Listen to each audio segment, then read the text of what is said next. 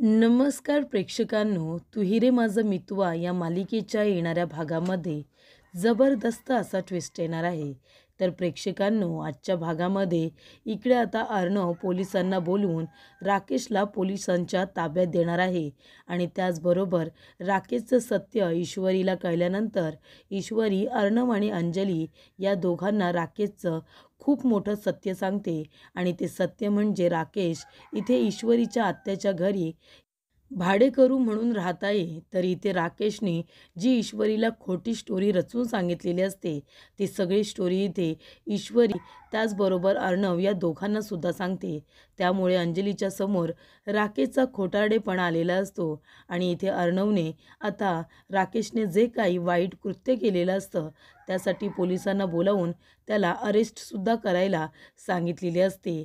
तर प्रेक्षकांनो, अचानकपणे असं काय घडतं की राकेश इथे ईश्वरीबरोबर एवढं वाईट कृत्य करण्याचा प्रयत्न करत असतो. अर्णवला कशा पद्धतीने मारण्याचा प्रयत्न करत असतो आणि त्याचबरोबर इथे अर्णव ईश्वरीचा जीव वाचवायला जातो आणि त्यामुळे त्याच्यासमोर इथे राकेशचं सत्य कशा पद्धतीने येतं आणि त्याचबरोबर इथे ईश्वरीसुद्धा अंजली आणि अर्णव यांना राकेशचं सत्य कशा पद्धतीने सांगते, आजच्या भागामध्ये सविस्तरपणे आपण बघूया. तर प्रेक्षकांनो, इकडे आता मामी त्याचबरोबर इथे लावण्या या दोघींनी मिळून एक प्लॅन तयार केलेला असतो. हा प्लॅन खरं तर लावण्याने केलेला असतो, पण त्याच्यामध्ये साथ मात्र मामीने सुद्धा दिलेली असते. वल्लरीने सुद्धा इथे आता लावण्याला साथ दिलेली असते, कारण तिला आपल्या मुलाला या प्रॉपर्टीचा वारस बनवायचा असतो आणि त्यासाठी त्या आता ऑफिसमधून ईश्वरीचं जाणं तिला महत्त्वाचं वाटत असतं आणि त्याचबरोबर इथे जर आपण लावण्याची साथ दिली तर काहीतरी मदत लावण्याची आपल्याला होऊ शकते असं वल्लरीला वाटत असतं. म्हणून आपल्या फायद्यासाठी वल्लरीने लावण्याबरोबर हात मिळवणी केलेली असते. पण लावण्या ही खूपच जास्त स्वार्थी मुलगी असते. तिला इकडे अर्णवबरोबर लग्न करायचं असतं, पण आता ईश्वरी ऑफिसमध्ये असल्यामुळे इथे अर्णवचं लक्ष नकळतपणे का होईना पण ईश्वरीकडे जात असतं. लावण्या ही त्याची बिझनेस पार्टनर जरी असली तरीसुद्धा तिच्याजवळ त्याचं बोलणं हे तात्पुरतं असतं आणि तिच्या लक्षात आलेलं असतं की इथे अर्णव नाही नाही म्हणता ईश्वरीला जास्त अटेन्शन देतोय आणि तेच आता लावण्याला नको असतं. ईश्वरी ही ऑफिसमध्ये साधी एम्प्लॉई असते, पण जरी पण अर्णव तिचा राग करत असला तरीसुद्धा अर्णव नकळतपणे का होईना पण ईश्वरीची काळजी घ्यायला लागलेला असतो. प्रत्येक वेळेला ईश्वरी जेव्हा जेव्हा संकटात असते तेव्हा त्या संकटातून अर्णवनेच तिला बाहेर काढलेलं असतं. त्यामुळे इथे प्रेक्षकांनो, लावण्या कुठेतरी इन्सिक्युअर झालेली असते की अर्णव प्रत्येक एम्प्लॉईबरोबर वेगळा वागतो आणि ईश्वरीबरोबर थोडा वेगळा वागतो. हे वेगळे पण तिच्या लक्षात आल्यामुळे तिच्या नजरेमध्ये ईश्वरी खटकायला लागलेली असते आणि म्हणूनच तिने ईश्वरीचा काटा काढायचं ठरवलेलं असतं. ज्या वेळेला इथे माघी गणपती येतात आणि त्यांची प्रतिष्ठापना ऑफिसमध्ये होते त्याच दिवशी इथे आता खूप मोठा प्लॅन हा लावण्याने केलेला असतो. लावण्याने काही गुंड माणसं हाताशी घेऊन ईश्वरीला किडनॅप करायला सांगितलेलं असतं आणि ईश्वरीचं किडनॅपिंग झालं की तिच्याबरोबर असं काही कृत्य करायचं की तिची इज्जतच गेली पाहिजे, कुणालाही तोंड दाखवायच्या लायकीची नाही राहिली पाहिजे ईश्वरी, असं लावण्याचा अट्टहास असतो.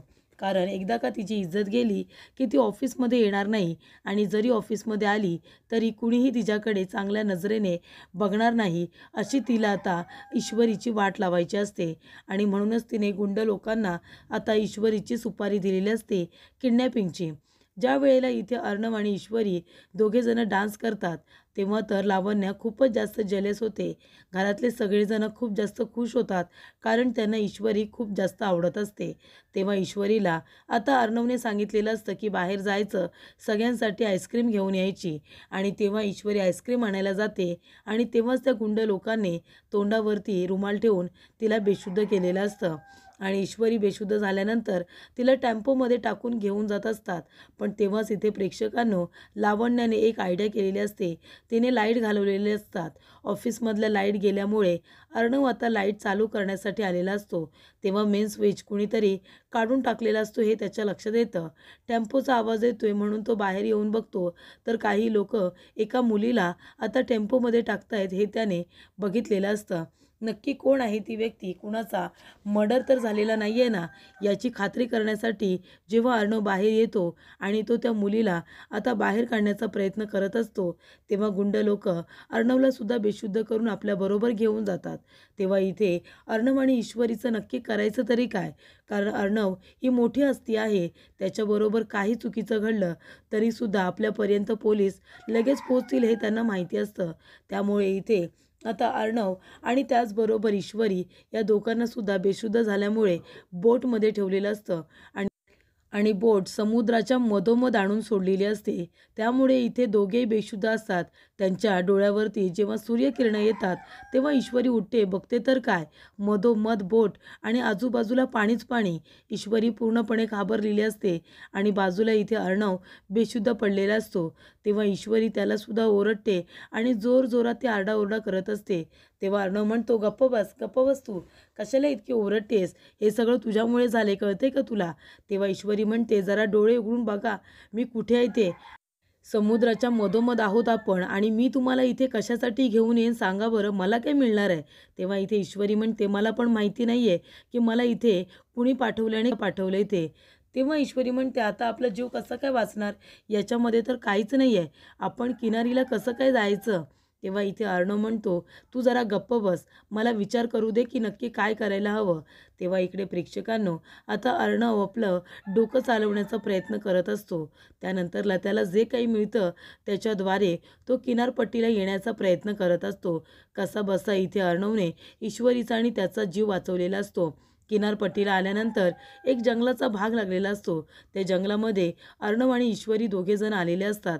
तेव्हा अर्णव म्हणतो, तू एक काम कर, तुझा मार्ग आता वेगळा आहे, तू आहे ना इथून तू स्वतःहून जा आणि मी एकटा जाणार. तेव्हा ईश्वरी म्हणते, आता मी एकटी कुठे जाऊ? तेव्हा अर्णव म्हणतो, जा कुठेही, जेव्हापासून माझ्या आयुष्यामध्ये आली आहेस ना, माझ्या आयुष्यामध्ये फक्त आणि फक्त प्रॉब्लेम्स आलेले आहेत, कळलं तुला? सोल्युशन तर कधी मला मिळालेलंच नाही आहेत. आता मला माझं आयुष्य अजून कठीण करून घ्यायचं नाही आहे. तेव्हा तू तुझ्या मार्गाला जा, मी माझ्या मार्गाला जातो, कळलं तुला? तू माझ्या आयुष्यामध्ये आल्यापासून फक्त मला टेन्शन्स हे बघावे लागत आहेत. त्याचबरोबर प्रेक्षकांना आता इथे ईश्वरी आणि अर्णव दोघेजणं सापडत नसतात. त्यामुळे आता पोलिसांना फोन केलेला असतो त्यांच्या चौकशीसाठी. तेव्हा अंजली आजी, त्याचबरोबर इथे आता ईश्वरीची आत्या आणि नम्रता सगळेजणं खूप जास्त टेन्शनमध्ये असतात. नम्रता म्हणत असते की माझी इशू कुठे असेल, आत्याला पण सांगायला हवं, नाहीतर माझं काही खरं नाही आहे. त्यानंतरला लावण्याला वाटत असतं की या ईश्वरीमुळे माझा अर्णव या सगळ्या प्रकरणामध्ये फसलेला आहे. पण आता काय करणार? आता जर एकट्या अर्णवला वाचवायला गेलं तर मग ईश्वरीचं काय? कारण इथे ईश्वरीवरती लावण्याने आरोप केलेले असतात. ती म्हणालेली असते की ईश्वरीने गोड गोड बोलून इथे अर्णवला फसवण्याचं काम केलं आणि त्याचं आता किडनॅपिंग केलं तिने पैशांसाठी. कारण ती इथे अर्णवचे जे कॉम्पिटिटर आहेत ना, त्यांच्यातली कुणीतरी आहे, ती अर्णवला इथे आता फसवायला आलेली आहे. त्यांच्या टीममधली ती मेंबर आहे आणि अर्णवला इथे फसवायला आली आहे. तेव्हा इकडे नम्रता म्हणते, अहो काय बोलताय तुम्ही, माझी इशू अशी अजिबात नाही आहे, ती तर इथे प्रामाणिकपणे नोकरी करते. त्यानंतरला कुणीही लावण्याच्या बोलण्यावरती विश्वास ठेवत नाही. लावण्य कितीतरी ओरडून सांगण्याचा प्रयत्न करत असते की इथे ईश्वरीनेच अर्णवला फसवलं आहे, ती त्याला इथे खूप मोठ्या संकटामध्ये टाकायला आली आहे. पण तरीसुद्धा आजी अंजली कुणीही तिच्या बोलण्यावरती विश्वास नाही ठेवत. त्यानंतरला प्रेक्षकांनो राकेश आलेला असतो. तेव्हा राकेशला अंजली सांगते की अहो बघा ना, आपला अर्णव आणि ईश्वरी दोघेही सापडत नाही आहेत, कुठे गेलेत काय माहिती. तेव्हा इथे राकेशला आता राग आलेला असतो की ईश्वरी अर्णवबरोबर एकटी आहे आणि नक्की ते दोघेजणं कुठे आहेत. त्यानंतरला इथे अर्णव आता ईश्वरीचा जीव वाचवतो, पण नंतरला तिच्यावरती खूप जास्त रागवलेला असतो. तेव्हा इकडे राकेश म्हणत असतो की हे बघ अंजली, तू काळजी करू नको, आपण त्या दोघांना शोधण्याचा पुरेपूर प्रयत्न करूया. त्यानंतर प्रेक्षकांनो इकडे रानाच्या बाजूला अर्णव आणि ईश्वरी आलेले असतात. ते दोघं रस्ता शोधत असतात बाहेर पडण्यासाठीचा. तेव्हा इकडे आता राकेशला आपल्या संधीचा फायदा उचलायचा असतो. त्याला बघायचं असतं की अर्णव आणि इथे ईश्वरी दोघेजणं कुठे आहेत. अर्णव आणि ईश्वरी दोघेजण एकत्र असणं माझ्यासाठी धोक्याचं होऊ शकतं. तर घरातले लोक म्हणजे आजी, अंजली सगळेजण ईश्वरी आणि अर्णवच्या लग्नाचा विचार करत आहेत. जर असं झालं तर मग मी जे काही करतोय त्याला काही अर्थ उरणार नाही आणि काही दिवसांनी ईश्वरीला कळेल की अंजली माझी बायको आहे. जर इथे ईश्वरीचं आणि अर्णवचं लग्न झालं तर ती त्याच घरामध्ये येईल जिथे माझी बायको अंजली आहे आणि तिने जर मला अंजलीबरोबर बघितलं तर मात्र माझं काही खरं नाही आहे. त्याच्या आधीच मला डाव साधायला हवा, ईश्वरीला माझं करायला हवं. त्यानंतर प्रेक्षकांनो इकडे आता राकेश म्हणत असतो की तुम्ही एक काम करा, पोलिसांना कळवा आणि त्यांचा शोध घ्यायला सुरू करा. त्यानंतरला इथे राकेश आता आपल्या डोळ्यामध्ये त्याने दुसऱ्या लेन्स टाकलेले असतात आणि तो आता शोध घ्यायला जातो की ईश्वरी आणि अर्णव दोघेजणं कुठे असू शकतात. तो त्याच रानामध्ये आता गेलेला असतो जिथे ईश्वरी आणि अर्णव दोघेजणं भांडत असतात आणि एका बाजूने रस्ता शोधत असतात. ईश्वरी घाबरलेली असते. ती आता अर्णवच्या मागे मागे येत असते कारण तिला भीती वाटत असते की जर पुन्हा तिला वाईट लोक मिळाली तर तिचं काय होणार. त्यामुळे इथे अर्णव जरी तिच्यावरती रागवलेला असतो, तिच्याबरोबर भांडत असतो, तरीसुद्धा ईश्वरी त्याला एकटं सोडत नाही. तेव्हा इकडे प्रेक्षकांनो आता अर्णव म्हणत असतो, का माझ्या मागे मागे येतेस बाई, जा ना, तुझ्यामुळे मी प्रॉब्लेममध्ये आलो आहे, कळतंय का. तेव्हा ईश्वरी म्हणते, माझ्यामुळे नाही, तुमच्यामुळे मी प्रॉब्लेममध्ये आले, कारण तुम्ही मला इतक्या रात्री तिथे मला आईस्क्रीम आणायला पाठवलं होतं आणि त्या लोकांनी मला किडनॅप केलं, कळतंय तुम्हाला. तेव्हा इकडे अर्णव म्हणत असतो की जा इथून, एकटं सोड मला, तू एकटी जा, कुठेही माझ्याबरोबर येऊ नकोस. आणि तेव्हाच प्रेक्षकांनो त्या ठिकाणी आता राकेश आलेला असतो. राकेशला या दोघांच्या भांडणाचा आवाज येतो. त्याने तोंडाला मास्क लावल्यानंतर हातामध्ये काठी घेऊन तो अर्णवच्या मागे येतो आणि जोरदार त्याच्या आता डोक्यामध्ये मारतो. तेव्हा इथे अर्णवच्या डोक्यात आता जोरात लागल्यानंतर अर्णव जमिनीवरती कोसळतो आणि तो पूर्णपणे कळवळत असतो. तेव्हा इथे ईश्वरी आता अर्णवला वाचवण्याचा प्रयत्न करत असते. ती म्हणते, सर लागलं का तुम्हाला, कोण आहात तुम्ही आणि का सरांच्या डोक्यात मारलं. तेव्हा इकडे आता राकेश खूप जास्त चिडलेला असतो. अर्णव आणि ईश्वरीला एकत्र बघून त्याला राग आलेला असतो. ईश्वरी फक्त माझी आहे आणि ती कुठल्याही परिस्थितीत माझीच होणार असं राकेश म्हणत असतो. त्यामुळे इथे आता बोटमधून कसंबसं अर्णवने इथे आता ईश्वरीला वाचवलेलं असतं, पण आता राकेशपासून कसं वाचवणार, कारण जमिनीवरती अर्णव पडलेला असतो. त्यानंतरला इथे राकेशला राग येतो. राकेश ईश्वरीचा हात पकडतो आणि तिला आपल्या बाजूने खेचतो आणि तिच्यावरती जबरदस्ती करण्याचा प्रयत्न करत असतो. तिची ओढणीसुद्धा बाजूला घेऊन फेकून देतो आणि तिला आता जमिनीवरती इथे धक्का देऊन तिच्यावरती जबरदस्ती करण्याचा प्रयत्न करत असताना ईश्वरी स्वतःला प्रोटेक्ट करण्याचा प्रयत्न करत असते. पण इथे राकेश आता तिला जबरदस्तीने इथे आता खाली पाडून तिची इथे खूपच जास्त बदनामी होण्यासाठी, तिची बेइज्जती होण्यासाठी इथे राकेश हे सगळं करत असतो, कारण ती अर्णवबरोबर गेलेली असते. तेव्हा इकडे हे सगळं अर्णवनेच केले असं नावसुद्धा राकेशला त्याच्यावरती आणायचं असतं. अर्णवची इमेज खराब करायची असते, कारण तो अर्णववरती खूपच जास्त रागवत असतो. त्याला अर्णवचा राग येत असतो कारण त्याच्याकडे पैसा असतो, त्याचबरोबर त्याच्याकडे लूक असतो, तो दिसायलासुद्धा देखणा आहे. हे सगळं आता काही केल्या त्याच्या नजरेमध्ये खुपत असतं. म्हणून राकेशला इथे आता ईश्वरीची इज्जत आता लुटायची असते आणि त्याचबरोबर सगळा ब्लेम अर्णववरती आणायचा असतो. आणि म्हणूनच जेव्हा इथे राकेश ईश्वरीवरती जबरदस्ती करत असतो तेव्हा त्या ठिकाणी अर्णव कसा बसा ईश्वरीचा जीव वाचवायला येतो. तर इकडे आता राकेश अर्णव आणि ईश्वरीला बदनाम करण्यासाठी तिथे आलेला असतो. तेव्हा इथे अर्णव उठतो आणि राकेशचा गळा पकडतो आणि त्याला बेदम मारतो. तेव्हा इकडे त्याच्या डोळ्याला हात लागतो, त्याच्या डोळ्यातील लेन्ससुद्धा बाहेर पडते. तेव्हा इकडे त्याचा डोळा बघितल्यानंतर घारा डोळा ईश्वरीला दिसलेला असतो. त्यामुळे इथे तोंडाचा मांस आता अर्णवने त्याचा खेचून काढलेला असतो. अर्णव म्हणतो, कोण आहेस तू, आणि त्याच्या तोंडाला जो मास्क असतो तो सुद्धा काढून टाकलेला असतो आणि त्याला बेदम मारलेलं असतं. जेव्हा इथे अर्णव आणि ईश्वरी त्याचा चेहरा बघतात तर तो राकेश असतो. तेव्हा दोघांच्या पायाखालची जमीन सरकलेली असते. तेव्हा इथे अर्णवने त्याला बेदम मारलेलं असतं आणि पोलिसांना सुद्धा आता अर्णव बोलवणार असतो तेव्हा इकडे राकेशला मारून त्याला आता पोलिसांच्या स्वाधीन देण्यासाठी इथे अर्णव त्याला ओढत आणत घेऊन येतो. हे कारस्थान तू का केलंस? हे सगळं करण्याच्या मागे तुझा हेतू काय होता? तर इकडे आता अर्णव पूर्णपणे ब्लँक झालेला असतो की राकेश नक्की असं का करतोय. तेव्हा इथे आता ईश्वरीसुद्धा म्हणत असते की सर, हे तर राकेश जे आहेत हे तर आमच्या आत्याच्या इथे आता भाड्याने राहत आहेत. त्यामुळे इथे अर्णवला कळत नाही की नक्की ही राकेशबद्दलच बोलते ना. तेव्हा तो म्हणतो काय बोलतेस तू? तेव्हा ईश्वरी म्हणते हो, हे राकेश जे आहेत. तेव्हा अर्णव आता राकेशला ओळखत आणत ऑफिसमध्ये घेऊन येतो. सगळेजण आता तिथे जमा झालेले असतात. सगळेजण विचारत असतात की अर्णव, अरे कुठे होतास तू? आणि इथे ईश्वरीसुद्धा कुठे होती? त्यानंतरला इकडे आता अर्धे लोक तर ऑफिसमधून निघून गेलेले असतात. तेव्हा इथे अर्णव म्हणत असतो की ताई कुठे आहे? आणि इथे ईश्वरीला आता जे काही सांगायचं असतं ते सगळं तिने अर्णवला सांगितलेलं असतं. पण मात्र इथे आता लावण्या त्याचबरोबर अंजली सगळेजण आता ऑफिसमध्ये असतात आणि त्यांच्या समोरच इथे खूप मोठ्या गोष्टीचा खुलासा झालेला असतो की रात्रभर तुम्ही कुठे होतात असं विचारल्यानंतर अर्णव सांगतो की काही लोकांनी ईश्वरीला इथे ईश्वरी देसाईला किडनॅप केलं होतं आणि त्याचबरोबर तिला मी वाचवायला गेलो असताना मलासुद्धा किडनॅप केलं. तेव्हा इथे ईश्वरीनेच तुला किडनॅप केलं होतं ना, असं लावण्या म्हणते. तेव्हा अर्णव म्हणतो काय? ईश्वरी का मला किडनॅप करेल? आणि मला किडनॅप करून तिला काय मिळणार आहे? आणि तिची एवढी हिंमत आहे का की ती अर्णव याला आता किडनॅप करेल? तेव्हा इकडे अंजली म्हणते नाहीतर काय, पण काय झालं आणि राकेश तुझ्याबरोबर काय करतायत? तेव्हा इकडे अर्णव आता म्हणतो की ताई, राकेशने काय केले तुला सांगू का? आणि आता राकेशने त्याच्यावरती हल्ला केलेला असतो, त्याच्या डोक्यात मारलेलं असतं आणि ईश्वरीवरती जबरदस्ती करण्याचा प्रयत्न केलेला असतो. हे सगळं आता अर्णव सांगतो.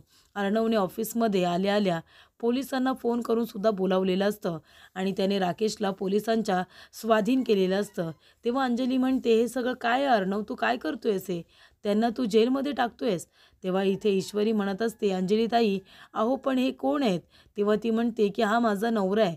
तेव्हा ती म्हणते काय, तुमचा नवरा राकेशजी? अहो ते तर म्हणत होते की त्यांचं लग्न झालेलं नाही आहे, ते एका गरीब कुटुंबातून आलेले आहेत आणि त्याचबरोबर ते वकीलसुद्धा आहेत आणि त्यांच्याकडे घरदार नाही आहे, भाड्याने राहत होते.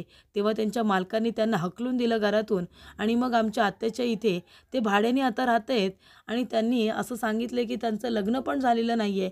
तेव्हा इकडे अंजली म्हणते हो राकेश, असं सांगितलं आहे तुम्ही? आणि त्याच्यानंतर अर्णव म्हणतो की याने माझ्या डोक्यामध्ये मारलं आणि इथे ईश्वरी देसाईवरती जबरदस्ती करण्याचा सुद्धा प्रयत्न केला आहे आणि म्हणूनच ताई या माणसाला मी माफ करणार नाही आहे. याचा चांगुलपणा तुला खूपच जास्त दिसत होता, पण ह्याच्या मनामध्ये वाईटपणा किती आहे ते बघ तू.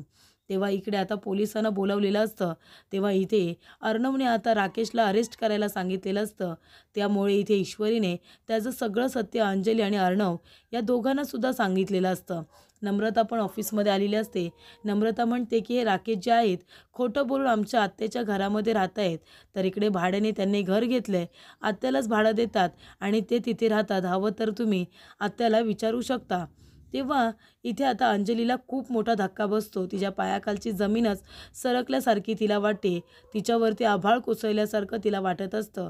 ज्या राकेशवरती तिने इतकं प्रेम केलं, तो राकेश इतका नीच निघेल या गोष्टीचा तिने कधी विचारही केला नव्हता. त्यामुळे ती पूर्णपणे आता खचून गेलेली असते. तेव्हा इकडे आता अर्णव म्हणत असतो की आणि एक गोष्ट लावण्या, मला ईश्वरी देसाईने किडनॅप केलं नव्हतं, उलट तिलाच काही लोक किडनॅप करून घेऊन जात होते.